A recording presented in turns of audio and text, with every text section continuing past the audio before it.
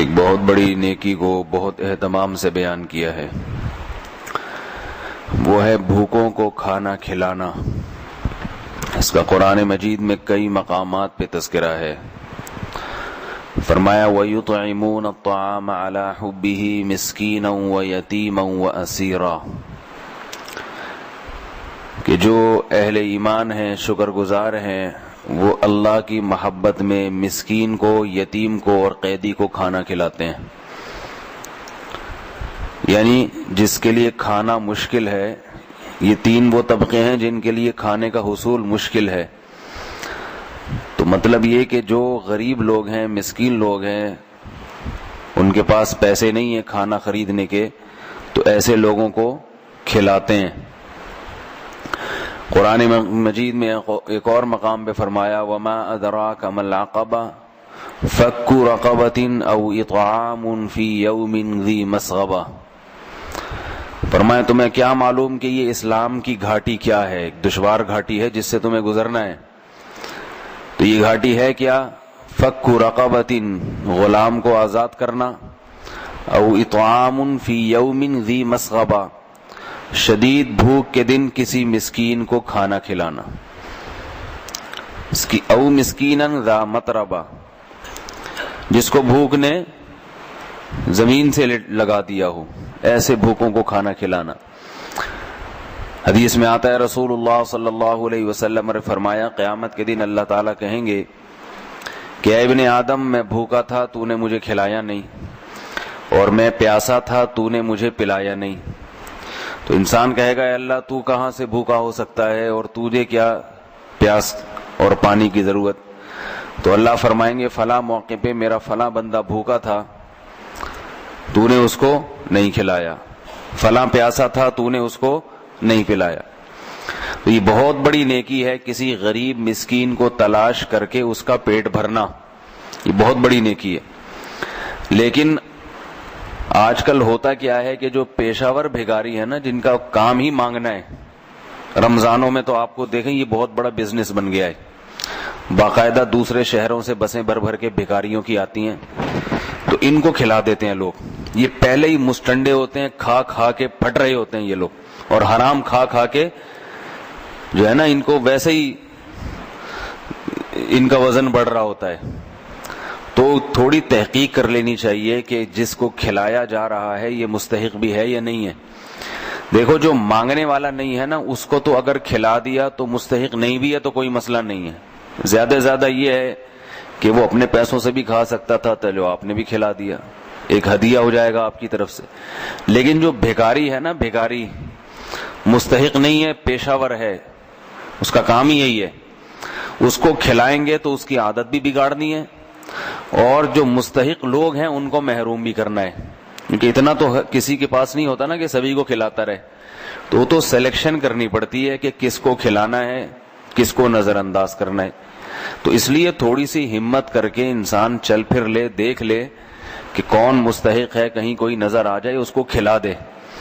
میں ایک دفعہ ہوٹل پہ کھانا کھا رہا تھا تو دو عورتیں آئیں، ایسے غریب مسکین لگ رہی تھیں، ایسے بیچاری وہ بن کے نا کہ جیسے کبھی زندگی میں کبھی روٹی دیکھی نہیں ہے انہوں نے۔ مجھے بڑا ترس آیا، میں نے ہوٹل والے کو کہا کہ 2 سالن پیک کرا کے ان کو دے دو۔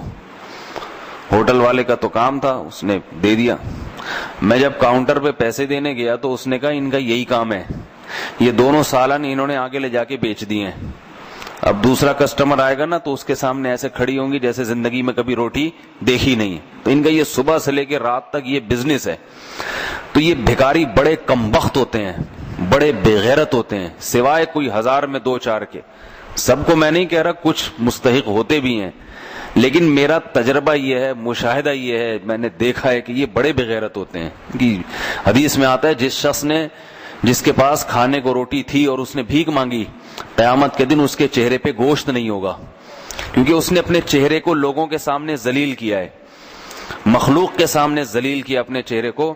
قیامت میں اللہ اس کے چہرے سے گوشت چھین لے گا، ذلیل کر دے گا اس کے چہرے کو۔ اسی وجہ سے علماء نے لکھا ہے کہ اگر ایک شخص کے پاس 2 وقت کا کھانا ہے، بالفعل ہے یا بالقوہ، بالفعل کا مطلب یہ ہے کہ واقعی ہے، بالقوہ کا مطلب یہ ہے کہ ہے نہیں مگر اتنی بازوؤں میں طاقت ہے کہ دہاڑی لگا کے کما سکتا ہے، تو ایسے شخص کے لیے بھیک مانگنا حرام ہے. سمجھ رہے بات کیوں نہیں سمجھ رہے؟ ایسے شخص کے لیے بھیک مانگنا حرام ہے. آج چھوٹی چھوٹی باتوں کے لیے بھیک مانگی جا رہی ہے. تو کوئی واقعی مستحق ہو مانگنے والا تو اس کو تو دینا چاہیے. بعض واقعی مستحق بھی ہوتے ہیں لیکن کم ہوتے ہیں، عام طور پر ایسے ہی گھوم رہے ہیں. تو یہ بہت بڑی نیکی ہے خود تلاش کر کے کسی بھوکے کو کھلانا.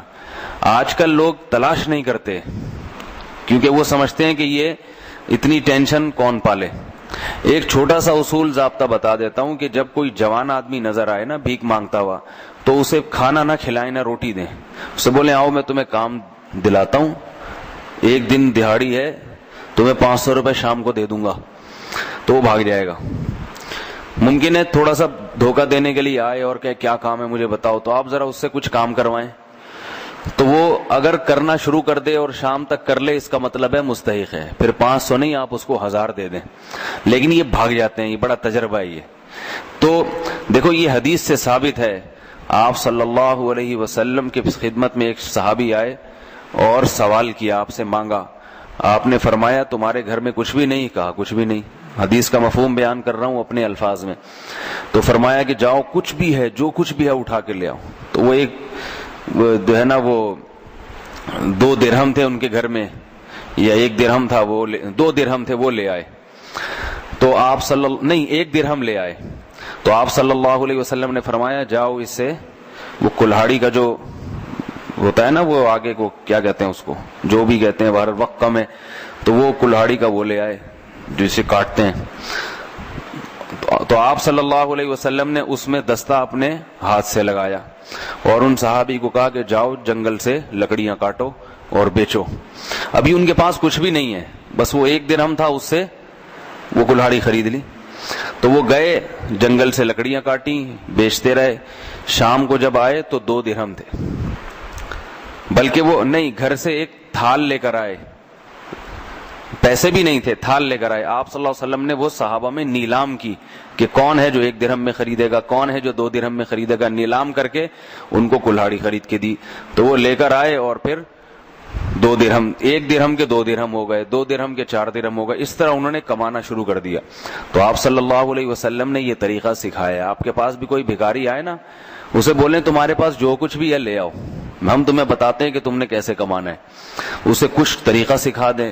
نہیں تو کم از کم اتنا تو پتہ چل جائے گا کہ یہ مخلص ہے، واقعتاً یہ محتاج ہے، تبھی تو محنت کے لیے تیار ہو گیا. تو اتنا پتہ چل جائے گا اس سے. تو یہ بہت بڑی عبادت ہے کسی بھوکے کو کھانا کھلانا. مگر آج کل جو کھلایا جا رہا ہے یہ بھوکے نہیں ہے، ٹھیک ہے نا، یہ جو کھلایا جا رہا ہے یہ بھوکے نہیں ہے، یہ پیٹ بھروں کو کھلایا جا رہا ہے. تو اس لیے تلاش کر کے بھوکوں کو کھلایا کریں.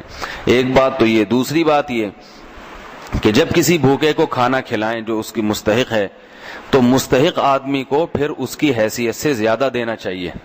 جب ایک دفعہ ثابت ہو گیا نا کہ یہ واقعی مستحق ہے تو ضرورت تو اس کی 2 روٹی سے پوری ہو جائے گی، پیٹ بھر جائے گا. لیکن یہ سوچنا چاہیے کہ یہ جس آدمی کے پاس 2 روٹی کے پیسے نہیں ہیں، اگر اسے 2 روٹی کھلا کے اضافی پیسے بھی کچھ دے دوں، ضرورت تو 2 روٹی کی ہے لیکن اتنا مستحق ہے تو زیادہ پیسے دے دوں، تو یہ بہت ثواب کی چیز ہے. اللہ تعالیٰ نے اس کی ترغیب دی ہے. واللہ یحب المحسنین، اللہ احسان کرنے والوں کو پسند کرتے ہیں. تو بھائی دین کا یہ ایک بہت بڑا شعبہ ہے بھوکے کو کھانا کھلانا. اس کی بہت بڑی فضیلت ہے اور اس پر بہت خوشخبریاں رسول اللہ صلی اللہ علیہ وسلم نے سنائی ہیں، اور نہ کھلانے پر وعیدیں بھی ہیں. کہ آپ کو پتہ بھی ہے کہ یہ حدیث میں آتا ہے کہ وہ شخص مومن نہیں جو خود پیٹ بھر کے کھاتا ہے اور اس کا پڑوسی بھوکا سوتا ہے. تو آج کل تو بڑی مشکل سے ایسے پڑوسی ملتے ہیں جو بھوکے سو رہے ہوں. اللہ نے سب کو مال ایسا دیا ہے، پڑوسیوں میں نہیں ہو، ادھر ادھر تلاش کرنا چاہیے. لیکن آج بھی ایسے لوگ ہیں جو بیچارے بھوکے سوتے ہیں، ان کو تلاش کر کے ان تک پہنچانا چاہیے. اللہ تعالیٰ سمجھنے کی، عمل کی توفیق عطا فرمائے. سبحانک اللہم و بحمدک، نشہد ان لا الہ الا انت، نستغفرک ونتوب الیک.